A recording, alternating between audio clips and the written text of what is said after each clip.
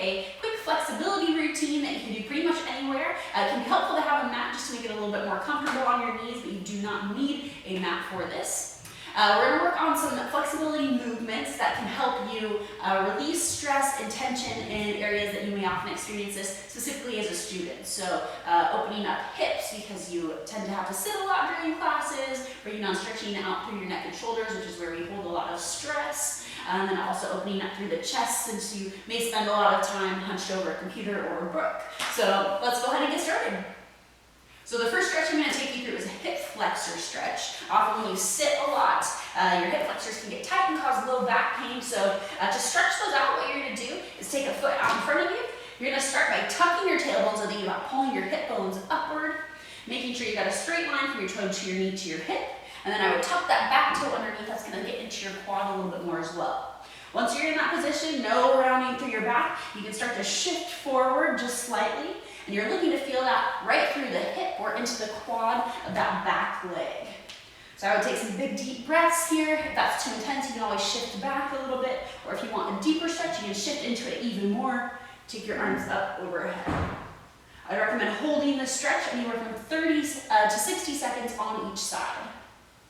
This next stretch is going to be a quadricep stretch, so getting into the front part of your legs here that often get tight when you're seated in that shortened position for a long period of time. So what you're going to do is stand tall. You're going to reach back or grab either onto your foot or around your ankle. And you're going to keep those knees right in line with each other. Don't let your knee flare out forward or back behind you. Then tuck that tailbone throughout, pulling your hip bones upward. Squeeze through that back glute of the leg that you've lifted. And then keep trying to press those hips forward as you get that stretch through the front of your quad here. So you're going to hold that for 30 seconds or more on each side. As an option, if you have very tight quads, it may be hard to get into that position, but all the more reason for you to be doing this stretch. So what you can do is grab a towel or a band or a strap.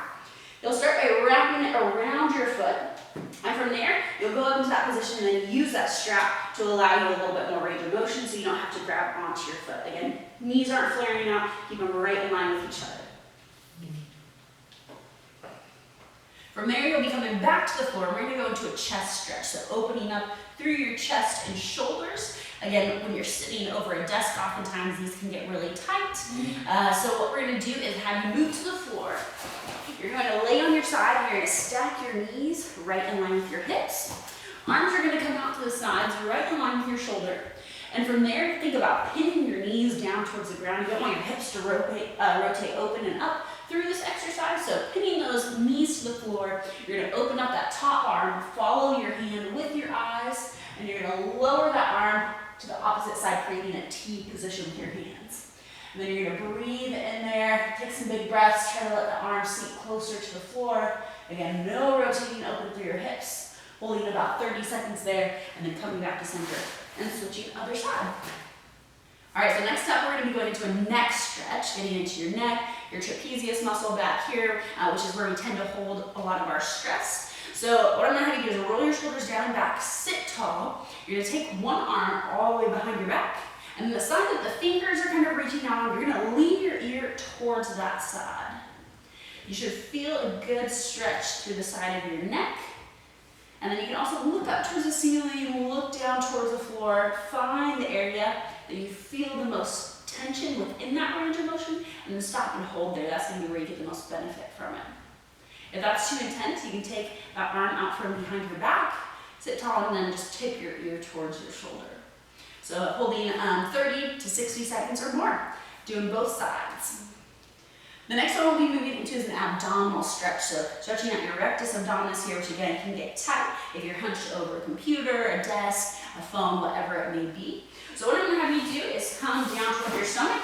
Hands are going to go right outside your chest. And from there, you're going to extend up through your arms, pressing forward, feeling that big stretch all down through the front of your body.